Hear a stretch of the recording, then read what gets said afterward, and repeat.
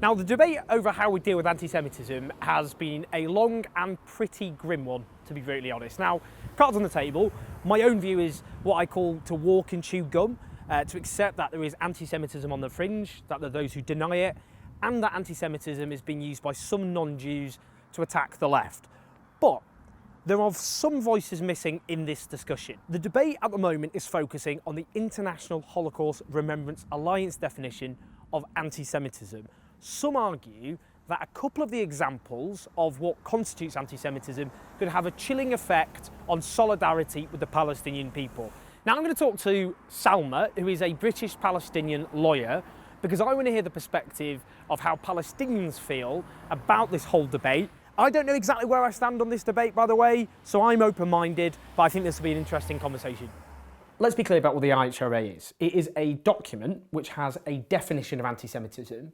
Then it has 11 examples of what are anti-Semitic, depending on the context. Which examples are problematic? From the Palestinian perspective, it really is just two of these so-called illustrative examples of anti-Semitism that we take issue with. And I'm just going to read the text of them because it's easier that way. So the first is denying the Jewish people their right to self-determination, e.g. by claiming that the existence of a state of Israel is a racist endeavour. By saying that claiming a state of Israel as a racist endeavour is a kind of anti-Semitism, we fear will descend into prohibiting people from being able to talk about the state of Israel and why or how it is a racist endeavour from the Palestinian perspective. On that, the response people would say is it says calling a state of Israel racist would be in violation, but not the state of Israel. So you could actually call the current state of Israel a racist endeavour. That wouldn't be in violation. Yeah, we could have we could adopt a legal stance, read the IHRA document and say that particular sentence says a state and not the state of Israel, and therefore technically it shouldn't preclude people saying the state of Israel that actually exists in the real world is racist. It's just kind of the notion of a state of Israel. That's the issue. But the problem is that the document is not being read in that way.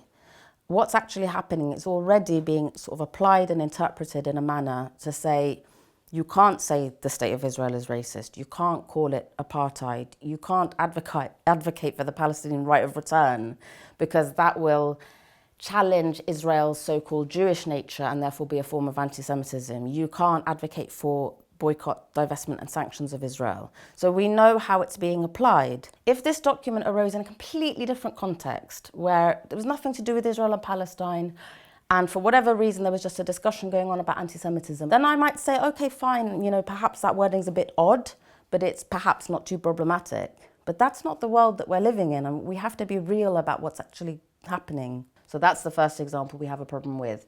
The second example is one that says applying double standards of Israel by requiring of it a behaviour not expected or demanded of any other democratic nation. We have seen that being used to argue against the boycott, divestment and sanctions campaign against Israel. Unless you're calling on a boycott of every country that abuses human rights, you're then accused of applying a double standard and being an anti-Semite.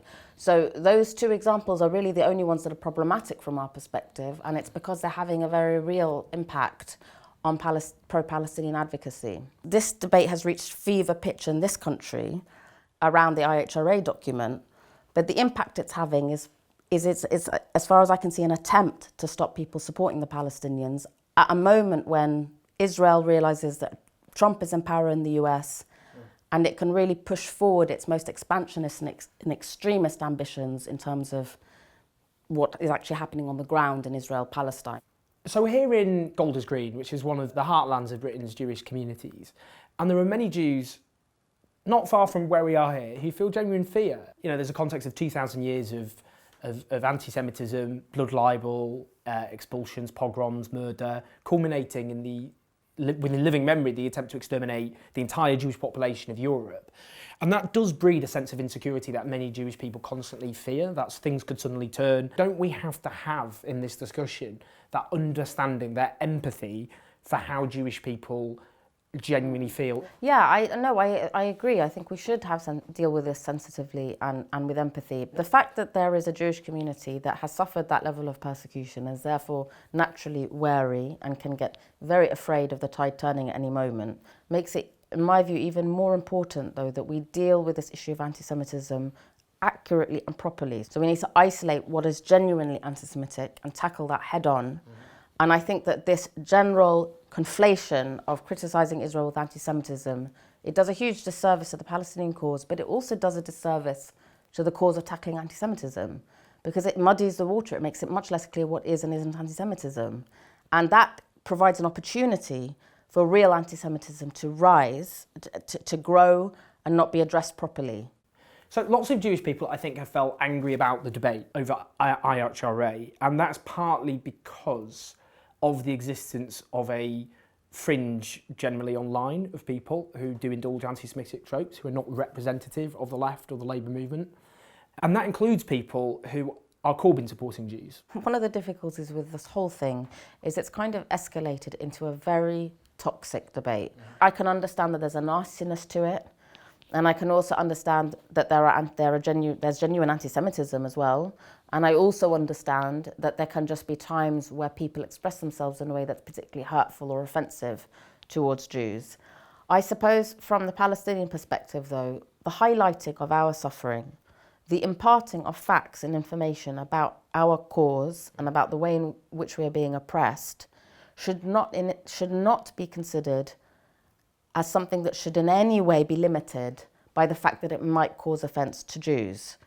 That would be obscene, because what it's basically saying is, rather than focusing on the facts themselves, which are offensive because of what's happening, so it's offensive that Palestinians are living under an apartheid-type regime. It's offensive that there are checkpoints all over the West Bank. It's offensive that there are children, Palestinian children, in Israeli military jails. These are the things that are offensive. And the focus should be on the offence caused by those facts because of the understanding of what they entail, rather than a focus being on how to try to assuage or prevent Jewish people from being offended by knowing those facts, if that makes sense. Do you think one of the ways out of this mess is political education? And we need that on a whole range of different issues as well, you know, on Islamophobia or homophobia or sexism. But this is one example about how you can express and should express passionate solidarity with the Palestinian people without certain tropes being indulged. No, that's true. I think that's right. Advocacy on the left, and especially advocacy in support of oppressed people, including the Palestinians, needs to be absolutely beyond reproach, in the sense that it needs to be disciplined, it needs to be accurate, it needs to not contain any of those kind of tropes or bigotry or generalizations or negative stereotypes. There's just no need to be insulting or prejudiced when you support the Palestinians or anyone else for that matter. And I agree with you. I think political education would be a really good way forward. We as Palestinians would also like to see and would encourage the Labour Party specifically to have an education campaign around the Nakba, which was our forced displacement and all of the consequences of that. And that would, I think, help people understand what the real issues are and make those, and be able to distinguish one thing from another so as to not fall into using tropes or being insulting